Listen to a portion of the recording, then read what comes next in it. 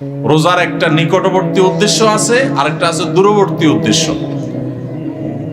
আমরা অনেক কাজ করি, যে কাজগুলোর একটা প্রাথমিক উদ্দেশ্য থাকে, আরেকটা থাকে চূড়ান্ত উদ্দেশ্য।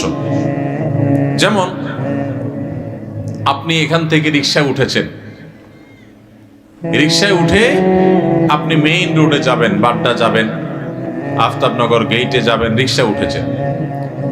আপনি আসলে বের হয়েছেন, আপনার মতিঝিলে কোনো কাজ আছে। তো আপনি যে রিকশায় উঠছেন, আপনাকে কেউ যদি জিজ্ঞাসা করে কই যাচ্ছেন, তখন এটার দুইটা উত্তর হতে পারে। একটা হতে পারে, ভাই রিকশায় চড়ছি, রিকশায় করে আফতাবনগর যাব, বা রিকশায় করে বাড্ডা পর্যন্ত যাব। আরেকটা উত্তর হতে পারে, ভাই মতিঝিল যাব, কারণ মতিঝিলে আপনি যাবেন, ওইটাই মূল উদ্দেশ্য।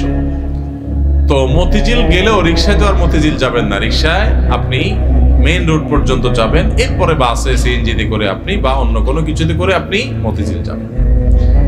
তো এই যে রিকশায় করে আপনি প্রথম একটা জায়গায় যাবেন, এরপরে আরেকটা গাড়িতে করে আপনি আপনার মূল জায়গায় যাবেন। এই মূল জায়গায় যাওয়াটা হলো চূড়ান্ত লক্ষ্য, আসল উদ্দেশ্য, শেষ উদ্দেশ্য।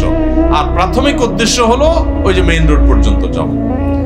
ঠিক একইভাবে রমজানের রোজার দুইটা উদ্দেশ্য আছে। কয়টা উদ্দেশ্য আছে? একটা হলো